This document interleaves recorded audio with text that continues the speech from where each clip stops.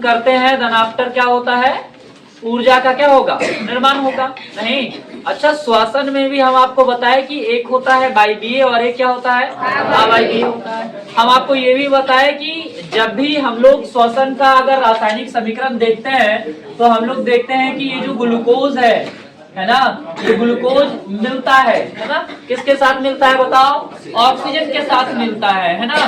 Oxygen के साथ जब ये मिलता है, बात नहीं करिए और समझने का प्रयास कीजिए तभी आपको याद रहेगा। ये ग्लूकोज और ये क्या है, ऑक्सीजन, जब ये दोनों आपस में क्या कर लिया, रिएक्ट कर लिया, तो रिएक्ट करने के बाद आप देखे होंगे कि बनता क्या है, यहाँ पे carbon dioxide. Carbon di क्या बनेगा, ऑक्साइड बनेगा, और इसके साथ साथ कार्बन डाइऑक्साइड के साथ साथ क्या बनता है, जल बनेगा, और जल के साथ साथ क्या बनेगा, ऊर्जा बनेगा। ये जो रासायनिक समीकरण लिखा हुआ है ये ऑक्सीजन के उपस्थिति में है। जब हमारे बॉडी के अंदर यानी फेफड़ा में ऑक्सीजन क्या हो, अवेलेबल हो, नहीं तब ये काम होता है हमारे अंदर। और इसके साथ ऑक्सीजन लगा हुआ है, तो आपको पता है ऑक्सीजन को हम लोग हमेशा O2 लिखते हैं, है ना। ये इसका 2 अणु वाला होता है, इसके कारण कार्बन डाइऑक्साइड हमारा क्या हो गया, CO2, जल हमारा क्या हो गया, H2O, और ये हमारा क्या हो गया, ऊर्जा। ऊर्जा क्या होता है, रिलीज। इसलिए ऐसा तीर का निशान आपको लगाना पड़ेगा, ठीक है। अब यहाँ पे इसको हम लोग खाली बैलेंस करते हैं। बैलेंस करने के लिए हम आपको बता दिए थे क्या, ठीक है, सब जगह पे बस यहाँ पे 6 लगा दिए, तो ये हमारा क्या हो जाता है, बैलेंस। अब हम आपको ये बताने वाले हैं कि हमारे बॉडी में ये महत्वपूर्ण, अभी जो हम बता रहे हैं ये बहुत ही महत्वपूर्ण होने वाला है आपके लिए। ये जो ग्लूकोज है हमारे शरीर के अंदर, ये ग्लूकोज जो होगा वो कितने कार्बन वाले ये अणु है, 6 कार्बन वाला। इसका फार्मूला देखो, फार्मूला क्या है इसका, C6H12 और क्या है, O6। तो हम लोग कह सकते हैं कि ये ग्लूकोज जो है 6 कार्बन का क्या है, ये बोलो 6 कार्बन का क्या है ये अणु। हमारे शरीर में जितना भी खाने पीने के बाद जो मटेरियल्स होते हैं वो ग्लूकोज के भी रूप में ही होता है, और ये ग्लूकोज जो होगा वो कितने अणु वाला होगा, 6 कार्बन के अणु होंगे, है ना। लुकन बोर्ड सब बोर्ड पे देखिए। अब इसके बाद ग्लूकोज के साथ आपको याद रखना होगा कि ये ग्लूकोज जो है हमारा, ये ग्लूकोज जो है हमारा जब बॉडी में ग्लूकोज को तोड़ने का जो काम करता है वो होता है पायरूवेट। क्या नाम है इसका, ये नाम आप सुने हैं कभी, पायरूवेट? नहीं। अब देखो ये पायरूवेट क्या है, सबसे पहले इसके बारे में जानकारी लेंगे। पायरूवेट का मतलब क्या होता है, पायरूवेट एक एंजाइम है हमारे बॉडी के अंदर, क्या है, एंजाइम है जो क्या करता है, ग्लूकोज को तोड़ने का काम करता है। बस इतना याद रखिए। If anybody asks to you कि what do you know about pyruvate, then you will say, क्या कहिएगा आप कि ये ग्लूकोज को क्या करता है, तोड़ने का काम करता है। ग्लूकोज जो हमारे बॉडी में बन रहा है उसको तोड़ता है, और तोड़ने के बाद हमारे शरीर को क्या देता है, वो ऊर्जा देगा, एनर्जी देगा, है ना। तो हम उसके फॉर्मेट को समझाने का प्रयास कर रहे हैं कि ग्लूकोज है, और ग्लूकोज को तोड़ने का काम कौन करेगा, पायरूवेट करेगा, है ना। और पायरूवेट जो है हमारा ये 3 कार्बन वाला अणु है। कितने, 3 कार्बन वाले। तो पहले फार्मूला बता दे इसका, नहीं तो फार्मूला इसका सब 3 होता है, C3H3O3, C3H3O3। क्या है ये, पायरूवेट है। क्या है ये, पायरूवेट है। और पायरूवेट कितने अणु वाला है बताओ, 3 कार्बन वाला अणु है। ये कितने, 3 कार्बन का ये क्या है, अणु है। अब ये पायरूवेट क्या करता है, ग्लूकोज को तोड़ता है ना। अब जब ये तोड़ेगा तो इसके 3 कंडीशन है। कितने कंडीशन है इसके बताओ, 3 कंडीशन है। पहला क्या होता है, ऑक्सीजन का अनुपस्थिति, ऑक्सीजन का, और दूसरा होता है ऑक्सीजन का अभाव। अभाव समझते हो, मतलब थोड़ा बहुत, है ना। और एक होता है ऑक्सीजन की उपस्थिति, माने ऑक्सीजन पूरी तरह से उसके पास प्रेजेंस हो। 3 कंडीशन। अच्छा, ये ग्लूकोज पायरूवेट हर एक जीव जंतु की बात कर रहे हैं हम, चाहे वो आदमी हो, है ना, या फिर वो कोई सूक्ष्म जीव हो, है ना। हर चीजों में ग्लूकोज जो होगा उसको तोड़ने का काम कौन करेगा, पायरूवेट करेगा। और इसके कितने कंडीशन बताए हम आपको, 3 कंडीशन। बात ये है अब कि ग्लूकोज, पायरूवेट ये सारे के सारे जो है श्वसन के दौरान कोशिका में, किसमें, कोशिका में ही होता है ना। ये सारे ग्लूकोज कहाँ होंगे, ग्लूकोज या पायरुवेट जो भी है मिलने का काम जो कर रहा है ये सब सेल में ही होगा, कोशिका में ही होगा, है ना। ग्लूकोज कैसे हमारे शरीर में बनता है, तो इसका कल भी बताए थे हम कि जो भी खाने पीने के बाद उसका जो अवशोषण होता है ना, वो सब ग्लूकोज के रूप में हमारे बॉडी में क्या होता है, संग्रहित होता है। अब आगे पायरुवेट, इसके तीन कंडीशन में पहला हम आपको बताने वाले हैं ऑक्सीजन की क्या, ऑक्सीजन की अनुपस्थिति, ऑक्सीजन की क्या अनुपस्थिति, मात्रा में कुछ गड़बड़ हो सकता है तो देख लेना। ऑक्सीजन की क्या है, ये अनुपस्थिति है। तो ऑक्सीजन के अनुपस्थिति में जो श्वसन होता है उस श्वसन का नाम क्या है, अवायवीय श्वसन। कल ही बताए थे, ऑक्सीजन की उपस्थिति में जब श्वसन होगा तो उसको हम लोग क्या कहेंगे, और अवायवीय श्वसन जो होता है मुख्य रूप से वो किसमें होता है, ईस्ट में। किसमें, ईस्ट। अब ये ईस्ट क्या है, ईस्ट एक सूक्ष्मजीव है, नहीं क्या है ये सूक्ष्मजीव, आप पहले भी पढ़े होंगे। इसका उपयोग कहाँ होता है, बेकरी उद्योग, है ना। बेकरी उद्योग किसको कहते हैं, जैसे केक बनाने में, पावरोटी बनाने में, बिस्किट्स बनाने में, या फिर जलेबी बनाने में, या फिर शराब बनाने में, जूस बनाने में, है ना, कोई भी मिलने का काम हो रहा हो तो उसमें ये ईस्ट बहुत ही क्या है, महत्वपूर्ण है।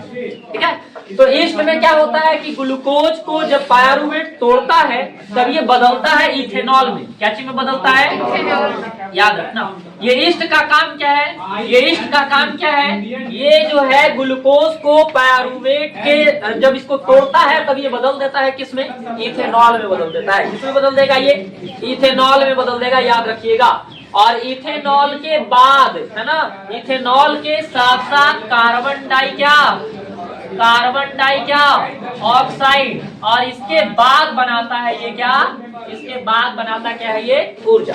ये तीन, पहले ईस्ट में क्या होता है, ईस्ट में क्या होता है कि इथेनॉल बनेगा, कार्बन डाइऑक्साइड बन जाएगा, और फिर क्या बनने वाला है, ये ऊर्जा बनने वाला है। अब इथेनॉल को हम लोग अगर देखें, तो इथेनॉल का पहले फार्मूला, है ना, कि इथेनॉल का फार्मूला क्या होता है, तो इसका फार्मूला जो होगा आपका वो होता है C2H5 और O6 होता है।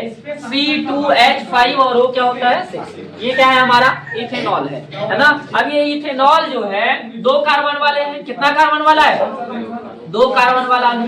2 कार्बन वाला क्या होगा, अणु होगा, ये कौन, इथेनॉल होगा।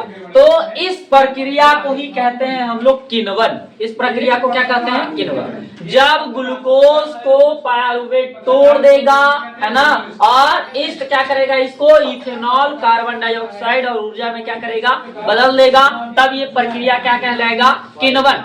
क्या कहलाएगा, ये किण्वन। तो ये एक प्रोसेस हुआ ऑक्सीजन की क्या, अनुपस्थिति। अब अगर यहाँ पे दूसरा हम लोग देखें यहाँ पे, तो ये क्या है, ऑक्सीजन का अभाव। ऑक्सीजन का क्या होगा, ऑक्सीजन का अभाव देख रहे हैं यहाँ पे। ऑक्सीजन का अभाव मतलब समझते हो, ऑक्सीजन का अभाव का मतलब हो गया कि इसमें ऑक्सीजन की मात्रा क्या होना चाहिए, थोड़ा सा होना चाहिए, है ना, मतलब बहुत ज्यादा नहीं है, ऑक्सीजन इसको कम मिल रहा है ना। ऐसा कब होता है, ये कोशिका में ही होगा। ये कहाँ होगा, कोशिका में। जैसे हम लोग जब दौड़ रहे होते हैं स्पीड में, है ना, या खिलाड़ी खेल रहा होता है, तो उस दौरान जो है ऑक्सीजन का क्या होता है, अभाव होता है ना। और जब ऑक्सीजन का अभाव होगा तब क्या होगा, ऑक्सीजन का जब अभाव होगा तब ये लैक्टिक अम्ल में बदलता है। कौन सा अम्ल में, और तब हमको क्या मिलता है, ऊर्जा।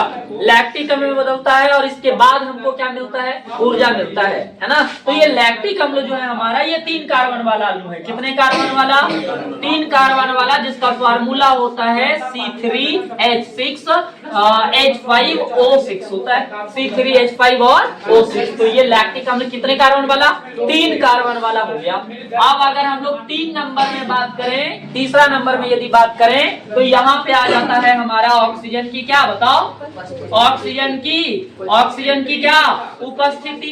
तो ऑक्सीजन की उपस्थिति की यदि बात किया जाए, ऑक्सीजन की उपस्थिति का यदि बात किया जाए यहाँ पे, तो ऑक्सीजन की जब पूर्ण उपस्थिति होगा पूरी तरह से, तब ये कौन सा श्वसन कहलाएगा, बताओ, ये कहलाएगा वायवीय। अब वायवीय कैसे, वायवीय श्वसन कहलाएगा ये। अब ये वायवीय श्वसन में क्या होता है, आपको कल ही बताए थे, वायवीय श्वसन में क्या होगा, जब ऑक्सीजन की पूरी उपस्थिति रहेगी तब क्या बनेगा, कार्बन डाइऑक्साइड। लिखा हुआ है बोर्ड पे अभी, क्या बनेगा, कार्बन डाइऑक्साइड बनेगा। और क्या बनेगा बताओ, और क्या बनेगा, H2O बनेगा, यानी जल बनने वाला है। और क्या बनेगा बताओ, और क्या बनेगा, इसके साथ साथ ऊर्जा बनेगा। तो हम लोग कह सकते हैं कि ये कितने कार्बन वाला अणु होगा बताओ, ये कितने कार्बन वाला, एक ना, यहाँ कार्बन एक है ना, देखिए CO2 में, तो इसको हम लोग कह देंगे क्या, एक कार्बन वाला, क्या है ये, एक कार्बन वाला अणु। जिसमें कार्बन की मात्रा कम होगी उसमें ऊर्जा क्या बनेगा, अधिक बनेगा। ऊर्जा क्या बनेगा, अधिक। तो सबसे ज्यादा ऊर्जा कहाँ बन रहा है, ऑक्सीजन की किस चीज में, उपस्थिति में। ऑक्सीजन के अनुपस्थिति में भी बनेगा लेकिन बहुत कम बनेगा, बहुत क्या बनेगा, कम बनेगा, है ना। और लैक्टिक अम्ल वाला यानी ऑक्सीजन के अभाव में भी ऊर्जा बनेगा लेकिन क्या बनेगा, कम बनेगा, है ना। जब हम लोग दौड़ेंगे तो अब बात क्या होता है, अब बात ये आपको समझना है कि ऑक्सीजन के अनुपस्थिति में जो घटना घटा उसको क्या कहेंगे, ऑक्सीजन के अभाव में जो घटना घटा उसको क्या कहेंगे, ऑक्सीजन की उपस्थिति में जो घटना घटा उसको क्या कहेंगे, है ना। तो ऑक्सीजन के अनुपस्थिति में जो वर्क हुआ उसको हम लोग किण्वन कहेंगे। क्या कहेंगे, किण्वन। और ऑक्सीजन के अभाव में जो घटना घटा इसमें हमारे मांसपेशियों में दर्द हो जाता है। मांसपेशियों में क्या हो जाता है, दर्द। किस अम्ल के वजह से, लैक्टिक अम्ल के वजह से। जब ऑक्सीजन हम लोग कम लेंगे, ऑक्सीजन क्या लेंगे, कम, जब हमारा ऑक्सीजन लेने का क्षमता कम हो जाएगा तब हमारे बॉडी के अंदर एसिड बनना शुरू हो जाएगा। और वो एसिड भी कौन सा बनेगा, वो एसिड भी कौन सा बनेगा बताओ, लैक्टिक अम्ल बनेगा। और ये लैक्टिक अम्ल जो है हमारे शरीर के लिए क्या हो जाएगा, दिक्कत हो जाएगा, यानी उसमें दर्द आ जाएगा। बॉडी में जब पेन हो जा रहा है तो हम लोग समझेंगे कि लैक्टिक अम्ल ज्यादा बना है। काम हम लोग क्या किए हैं, ज्यादा किए हैं। काम क्या किए हैं, ज्यादा। काम जब ज्यादा करेंगे तो ऑक्सीजन का सप्लाई क्या हो जाता है, कम, है ना। बॉडी कुछ और में लग जाता है ना तो ऑक्सीजन कम आता है। और ऑक्सीजन जब कम आएगा ऑक्सीजन के अनुपस्थिति में, ऑक्सीजन के अनुपस्थिति में ईस्ट ही है जो ये काम करवाएगा। ईस्ट के अलावा कोई और ऐसा है नहीं, तो ये घटना घटेगा ही नहीं, है ना। हाँ हाँ, एल्कोहल ही लिखे ना भाई, इथेनॉल। तो ये एल्कोहल ही, इथेनॉल, इसको ही हम लोग क्या कहते हैं, एल्कोहल। एल्कोहल कार्बन डाइऑक्साइड और क्या बनेगा, ऊर्जा बन जाएगा। ये काम करवाने का कौन करता है, एसिड। अगर नहीं भी रहा तब भी आपको यही याद रखना है कि ऑक्सीजन की अनुपस्थिति में क्या बनेगा, ग्लूकोज को पायरुवेट जब तोड़ेगा तो ऑक्सीजन की अनुपस्थिति में क्या बनेगा, इथेनॉल, कार्बन डाइऑक्साइड और ऊर्जा, है ना। और ये घटना घटाने में मदद कौन करता है, एसिड। और इस प्रक्रिया को कहेंगे क्या, किण्वन। ठीक है बात। अब ग्लूकोज को जब पायरुवेट तोड़ देगा तो ऑक्सीजन के अभाव में क्या बनेगा, लैक्टिक अम्ल और ऊर्जा। और ये कहाँ होगा, कोशिका में। और ग्लूकोज को जब पायरुवेट तोड़ देगा और जब ऑक्सीजन की उपस्थिति होगी तो क्या बनेगा, कार्बन डाइऑक्साइड और क्या बनेगा, जल और क्या बनेगा, ऊर्जा। ये बातें समझ में आया, ये तीन घटना आपको समझ में आया। ग्लूकोज को तोड़ने का काम कौन करेगा, पायरुवेट। और जब पायरुवेट इसको तोड़ देगा तो कितना घटना, क्या क्या बनेगा, ऑक्सीजन की अनुपस्थिति में क्या बनेगा, ऑक्सीजन के अभाव में क्या बनेगा और ऑक्सीजन की उपस्थिति में क्या बनेगा, है ना। अब इसके बाद आपको इन दोनों के बीच का डिफरेंस समझना है कि इन दोनों के बीच क्या है, अंतर क्या है। कौन कौन सा, वायवीय और अवायवीय। कौन कौन सा, वायवीय और कौन, अवायवीय, है ना। इसमें डेफिनेशन हो गया है कई सारा, जो भी लिखवाएंगे हम, समझ में आ रहा बात। अब डिफरेंस क्या है इन तीनों के बीच, अगर इन दोनों के बीच अगर देखा जाए तो, है ना। इन दोनों के बीच अगर डिफरेंस की बात करें तो सबसे पहला जो वायवीय श्वसन के बीच और अवायवीय श्वसन के बीच अंतर होगा वो हमारा हो जाता है कौन सा, कि एक तो हमारा ये ऑक्सीजन के किस चीज में होगा, ऑक्सीजन के उपस्थिति में होगा, है ना। ऑक्सीजन के क्या होगा, उपस्थिति में। ऑक्सीजन की उपस्थिति में होने वाले श्वसन क्या कहलाएंगे, वायवीय कहलाएगा। और ऑक्सीजन के क्या, ऑक्सीजन के अनुपस्थिति में, ऑक्सीजन के अनुपस्थिति में होने वाला जो श्वसन होगा वो क्या कहलाएगा बताओ, वो अवायवीय श्वसन कहलाएगा, है ना।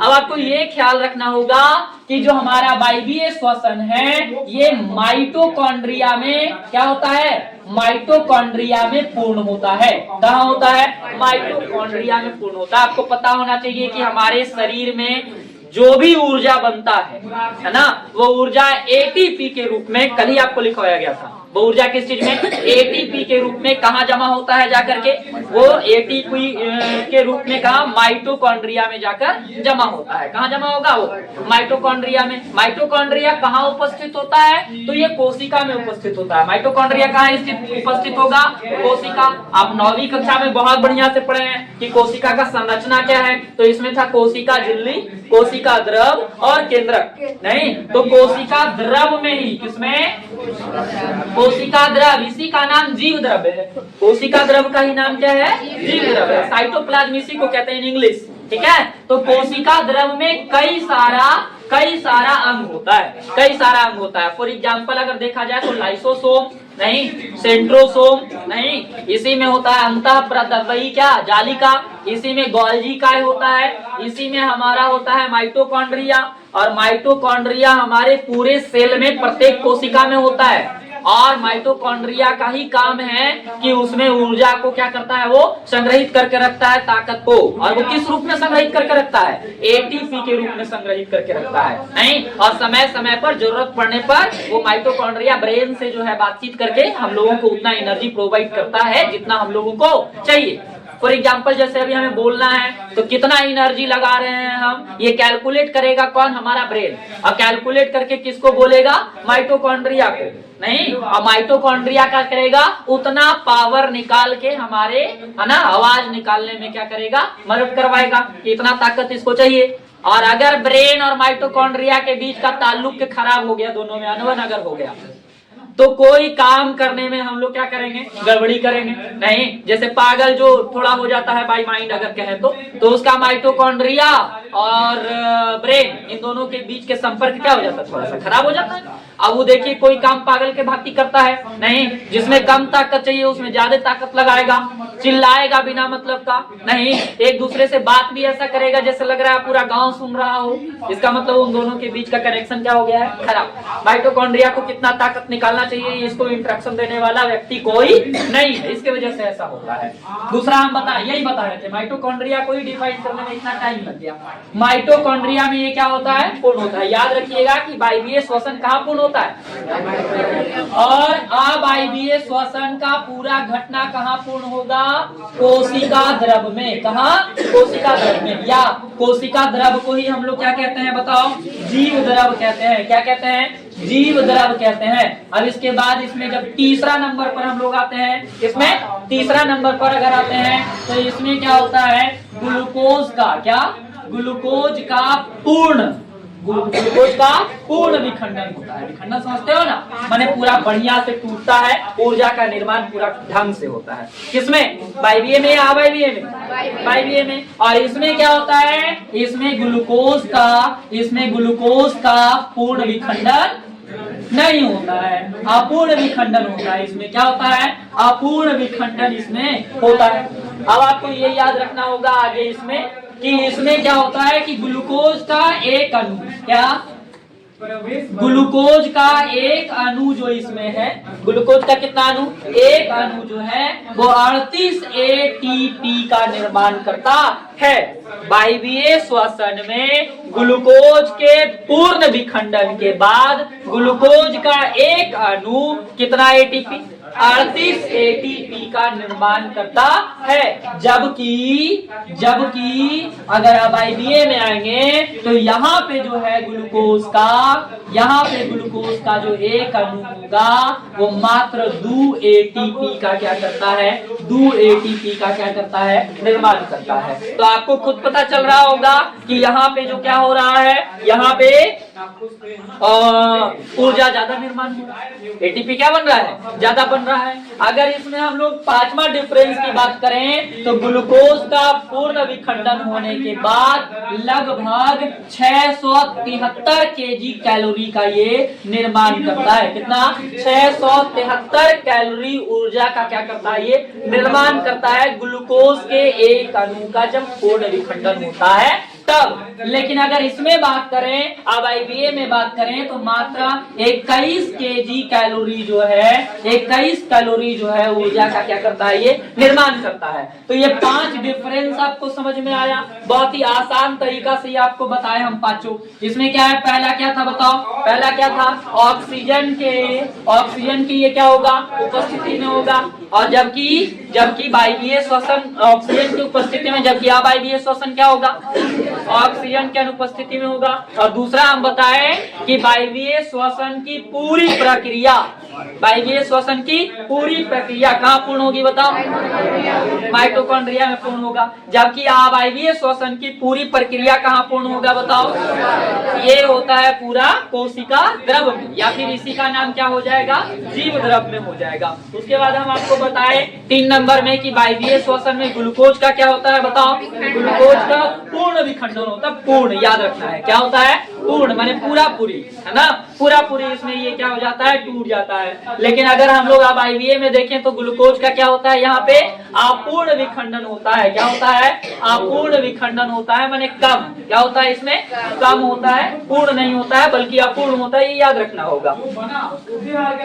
नहीं कर दिए थे, ग्लूकोज का पूर्ण विखंडन नहीं होता है, लेकिन अभी हम किए क्या, ग्लूकोज का अपूर्ण विखंडन होता है, जैसे भी आप समझ जाइए। चौथा नंबर में क्या हम बताएं कि ग्लूकोज का एक अणु, है ना, वायवीय श्वसन में ग्लूकोज का एक अणु जब पूर्ण रूप से टूट जाता है, विखंडित हो जाता है, तो 38 ATP का क्या करता है, निर्माण करता है।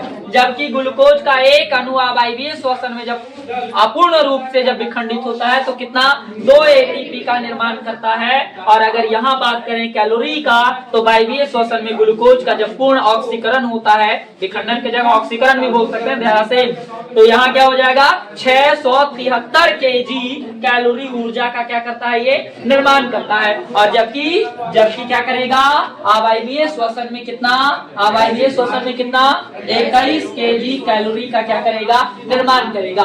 अगर इसके बीच का छठा डिफरेंस अगर बोले, ये लास्ट डिफरेंस है, छठा डिफरेंस देखें तो यहाँ क्या होता है कि वायवीय श्वसन में, कौन सा, वायवीय श्वसन में अंतिम रूप से बनने वाला जो पदार्थ, अंतिम रूप से बनने वाला जो पदार्थ वो कौन है, देखो, कार्बन डाइऑक्साइड और क्या है, जल, CO2 और क्या, CO2 और क्या बनेगा, H2O। तो आपको याद रखना है कि वायवीय श्वसन में अंतिम रूप से बनने वाला उत्पाद क्या है, कार्बन डाइऑक्साइड है और क्या है, जल है। लेकिन अगर अवायवीय श्वसन की बात करें तो इसमें अंतिम रूप से बनने वाला जो पदार्थ है वो कौन है, इथेनॉल है। कौन है, इथेनॉल है। और कौन है, कार्बन डाई क्या है, ऑक्साइड है। क्या इतनी बातें क्लियर हुआ आपको, बोलो, वायवीय और अवायवीय श्वसन में अंतर क्लियर हुआ, और इससे बनने वाला जो 3 घटना है वो क्लियर हुआ।